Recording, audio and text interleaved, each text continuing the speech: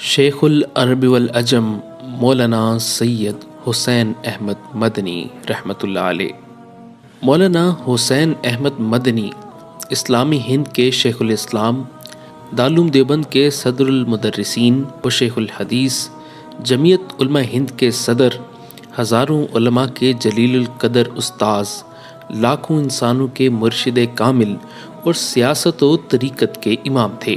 آپ بیک وقت علوم و معارف کے امام، مجلس ارشاد و سلوک کے صدر نشین، عزیمت و استقامت کے پہاڑ، فکر و تواضع کے نشان، بصائر و حکم کے سرچشمہ، زہد و قناعت کے مجسمہ، اخلاق و ایثار کے پیکر، سخاوت و شجاعت کے محزن، میدان صبر و رضا کے شہسوار، قافلہ جد و جہد کے تاجدار اور سلف صالحین کی مکمل و متحرک یادگار تھے۔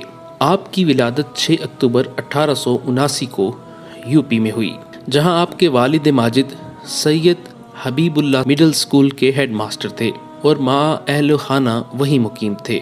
آپ کے والد محترم مولانا فضل الرحمن گنج مراد آبادی سے مرید تھے۔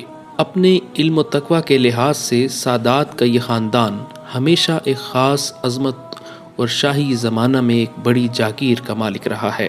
آپ نے ابتدائی تعلیم پرائمری اسکول میں حاصل کی۔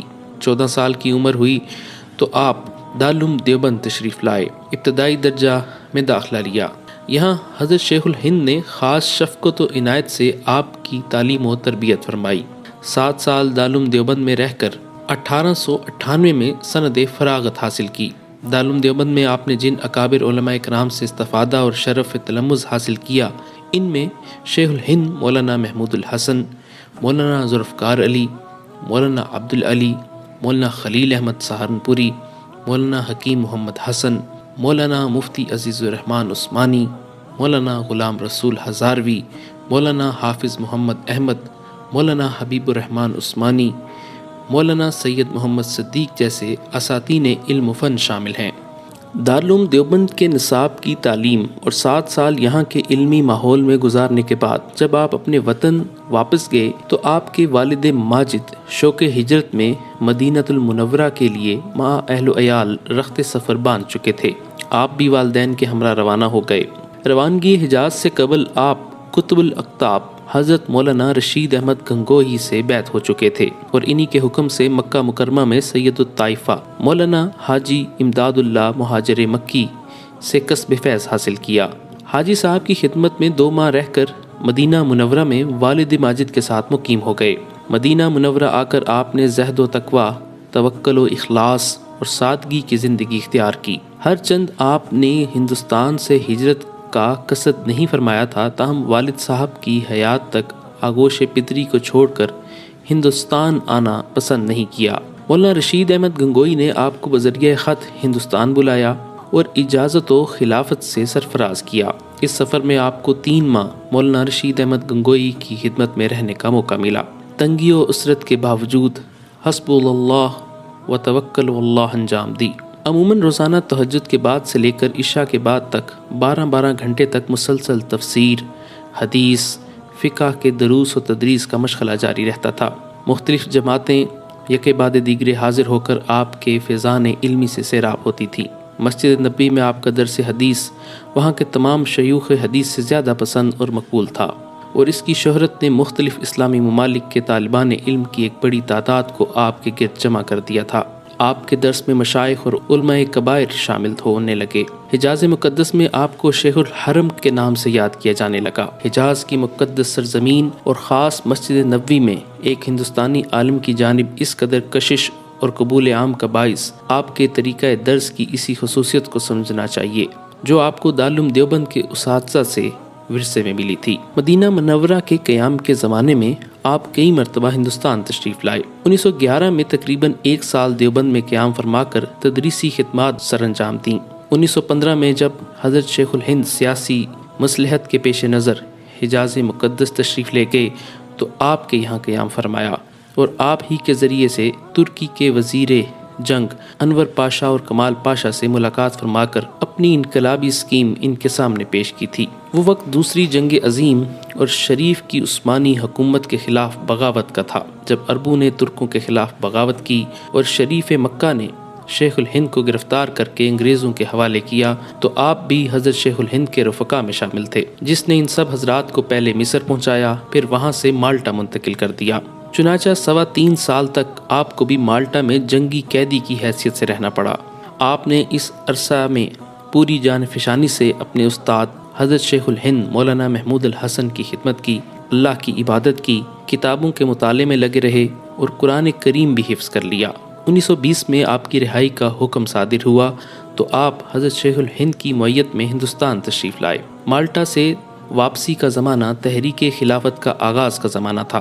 آپ یہاں پہنچ کر حضرت شیخ الہند کی قیادت میں سیاست میں شریک ہو گئے۔ اس زمانے میں آپ کی مجاہدانہ اور سرفروشانہ قربانیوں نے مسلمانوں کے دلوں کو آپ کی عظمت و محبت سے لبریز کر دیا۔ اسی دوران مولانا آزاد نے کلکتہ میں نیشنل مدرسہ عالیہ قائم کیا اور شیخ الہند سے فرمائش کی کہ آپ کے اپنے خواص میں سے کسی کو تدریس کے لیے وہاں بھیج دیں۔ اس پر انہوں نے آپ کو کلکتہ جانے کا حکم دے دیا۔ آپ نے اپنی خواہش پر اپنے استاد حضرت شیخ الہند کی رضا کو ترجیح دی اور زیادہ دور نہ گئے ہوں گے کہ حضرت شیخ الہند کی وفات کی خبر آ گئی۔ آپ فوراً دیوبند واپس آئے، لیکن شیخ الہند کی تدفین ہو چکی تھی۔ آپ نے دیوبند میں 3-4 روز قیام کر کے کلکتہ جانے کا عزم کیا۔ دارالعلوم دیوبند کے محتمم مولانا حافظ محمد احمد نے آپ کو دارالعلوم دیوبند ہی میں رہنے کا مشورہ دیا، مگر آپ نے کہا کہ کلکتہ جانے کے لیے کیونکہ شیخ الہند فرما چکے ہیں، اس لیے میرے لیے یہی مناسب ہے کہ میں کلکتہ چلا جاؤں۔ اس کے بعد آپ کلکتہ آ گئے اور ایک مدت تک اس مدرسہ میں تدریس میں مشغول رہے۔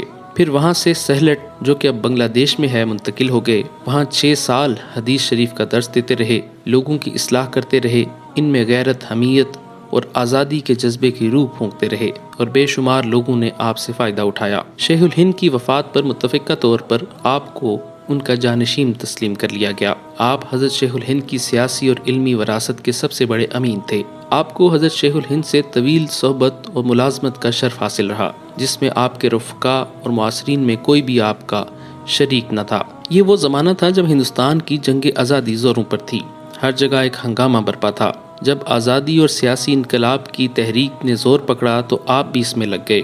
اسی اثنا میں 1921 میں کراچی کا مشہور تاریخی مقدمہ پیش آیا۔ 1921 میں آپ نے مسلمانوں کے لیے برطانیہ کی انگریز فوج میں ملازمت کو حرام قرار دیا اور اس کلمہ حق کا برسر اجلاس اعلان کر کے ظالم انگریز حکومت کا تکبر اور غرور خاک میں ملا دیا، اور اسی کلمہ حق کے اعلان پر آپ پر مقدمہ چلا اور 2 سال قید بامشقت کی سزا سنائی گئی۔ 1923 میں قید کی یہ مدت پوری ہوئی اور آپ کو رہائی نصیب ہوئی۔ جنگ آزادی میں شرکت اور انہماک کے باعث آپ کو اسی طرح متعدد مرتبہ کئی سال تک جیل میں رہنا پڑا۔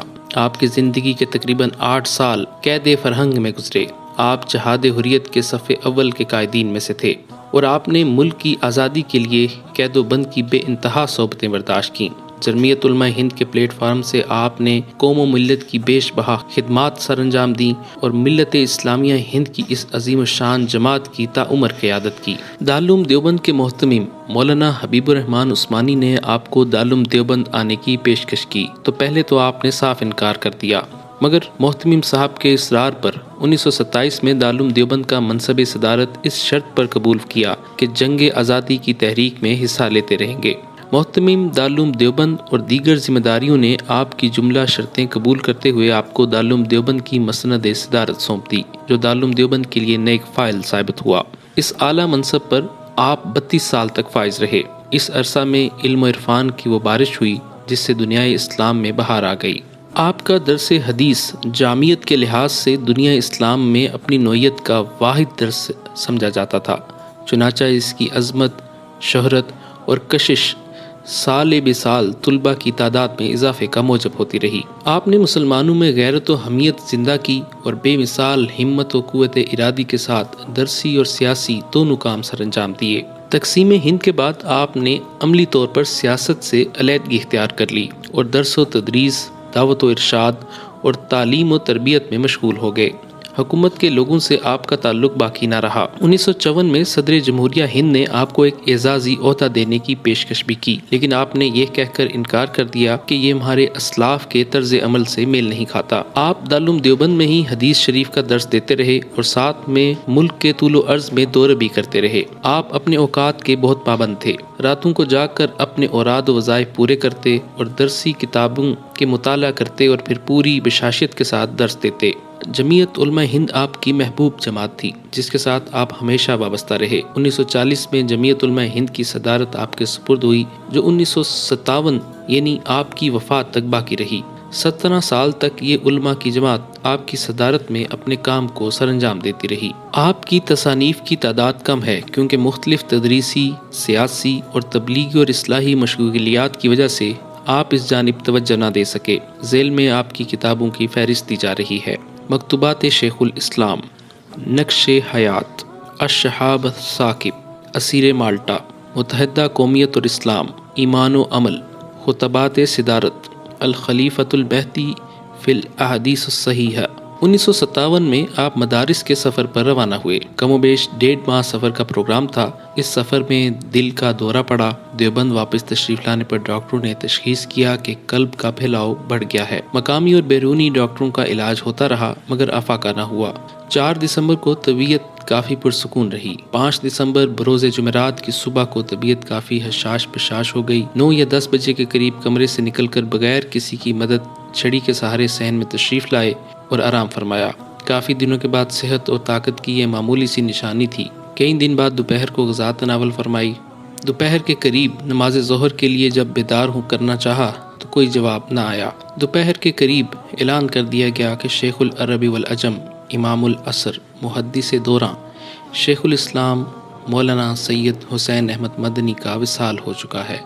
انا للہ و انا الیہ راجعون۔